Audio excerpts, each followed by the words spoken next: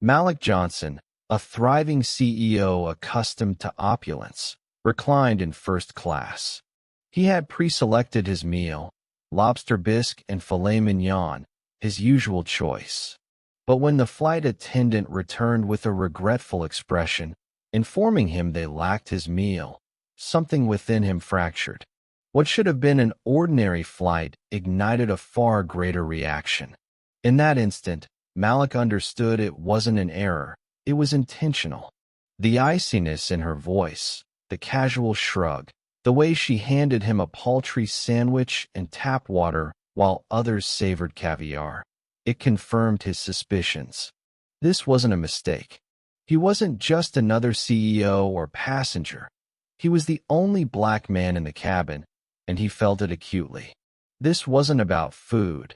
It was about being undervalued, disrespected, and brushed aside once more. Malik Johnson wasn't the kind of man to let that pass. What followed would reshape Nexus Airlines and deliver an unforgettable lesson. Stay tuned to witness how one minor act of disrespect transformed into a monumental power play. If you haven't subscribed, do it now. You'll want to see this story unfold. Malik Johnson, a man who dominated boardrooms and orchestrated multi-billion-dollar deals, had no reason to suspect that Nexus Airlines Flight 917 would become the stage for an unexpected awakening.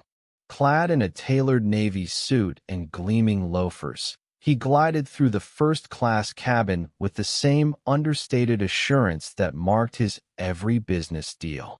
The scent of crisp linen and champagne wafted through the air, crafting the facade of extravagance Nexus Airlines championed. Settling into his seat, Malik opened his tablet, immersing himself in a merger presentation slated for finalization the next morning in Zurich. His mind raced ahead, plotting the next major step in his company's European growth. Yet, despite his concentration, something felt amiss. He sensed the soft chatter of fellow passengers, the gentle hum of the plane's engines.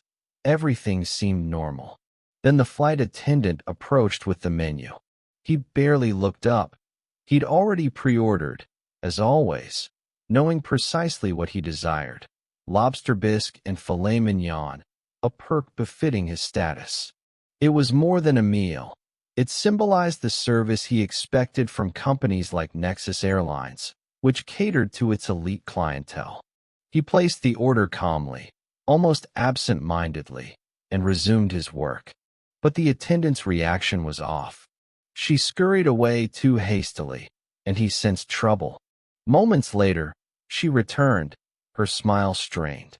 "I'm sorry, sir, we're out of the luxury meal options.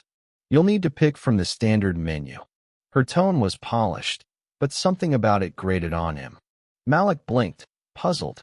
"Out. I pre-ordered." Her reply was as nonchalant as it was curt. "It must not have processed. It happens."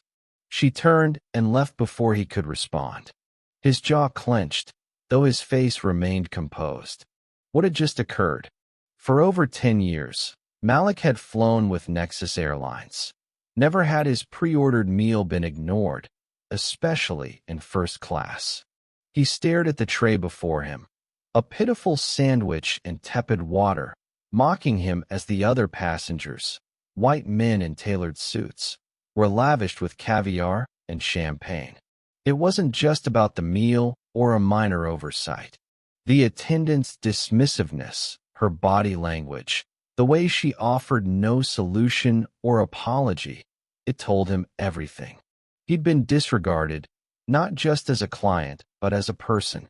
As the only black man in the cabin, he felt it more profoundly than ever.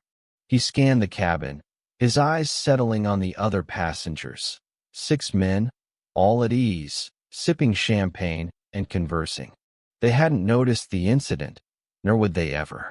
To them, the flight was routine. But to Malik, it was something else, a pattern. He was no stranger to this subtle racism, the unspoken assumptions that he didn't belong in certain spaces or deserve equal treatment. But Malik was calculated. He didn't act rashly. No, he would make them regret this. Calmly, quietly, but decisively. For the next 10 minutes, his mind churned with controlled anger. He couldn't shake the sense that this wasn't a random service failure. Something had happened behind the scenes. As he tapped his fingers on the armrest, he realized he'd been sidelined, deemed unworthy of effort. But Malik wasn't one to let such treatment go unchallenged. His phone buzzed, snapping him out of his thoughts. It was Ethan Carter, his assistant. "Everything okay?" the message read. Malik wasn't about to sit there, humiliated. He wouldn't let Nexus Airlines escape accountability. He replied with a single line. "Launch internal audit protocol. Flight 917 cabin crew IDs needed. Confirm when ready." This wasn't just about his meal or the flight attendant who brushed him off. It was about sending a message. He would expose this culture of exclusivity and broken promises, turning it into a lesson for Nexus. As the flight continued, Malik remained composed, his face unreadable. The attendants carried on, oblivious to what was unfolding. They were too busy serving drinks and chatting with other passengers, ignoring the man they'd made feel invisible. But Malik had already set his plan in motion. By the time the plane landed in Zurich, everything would be different. Ethan Carter, Malik's ever-watchful assistant, was already digging into the airline's employee records. His fingers flew across the keyboard, pulling up the personnel files of the flight attendants on board. He knew Malik's requests were never frivolous. Everything had intent. Accessing the records, he confirmed his suspicions about the crew's behavior. The attendant who had denied Malik his meal had a history of complaints, discriminatory remarks, rude conduct, even passive-aggressive comments about favoring certain guests. This wasn't an isolated event, it was ingrained. In the corporate world, the smallest slight can send shockwaves. For Malik, it wasn't about revenge. It was about exposing the system and driving change, ensuring no one would face this treatment again. Malik pressed the service button again, this time with purpose. When an older flight attendant approached, there was a noticeable hesitation in his step, as if he sensed a shift. Malik was no longer the man who had quietly ordered his meal. His voice was steady but sharp as he sought clarification on the meal issue. "I pre-ordered a luxury meal," he said, his tone piercing, "and yet I received something else. You mentioned prioritizing guests. Can you elaborate?" The attendant faltered, unable to respond before Malik interrupted. "I understand," he said, his words measured and precise. "I understand completely." The flight was nearing its descent into Zurich, but Malik was already steps ahead. His next move would be the final one, and its impact would be undeniable. As the plane landed, Malik knew Nexus Airlines would feel the weight of his quiet resolve. It was no longer about him or the attendants. It was about ensuring an airline that boasted luxury understood true respect. On the ground, two sharply dressed airline officials awaited him. Malik passed them without a glance. He had already sent video evidence to Nexus's CEO, and the request for a full audit was underway. What the attendants didn't know, what no one knew, was that Malik had laid a trap to expose every subtle act of discrimination that had gone unchecked for years. When the cabin crew disembarked, they wouldn't face the usual routine but a team of HR officers. Their behaviors would no longer go unnoticed. Their dismissive attitudes would no longer be tolerated. And as they'd soon discover, Malik Johnson was not someone to underestimate. As he watched the crew unknowingly head toward the exit, Malik felt a quiet satisfaction. He didn't need to confront them or make a scene. They would soon learn their actions had consequences.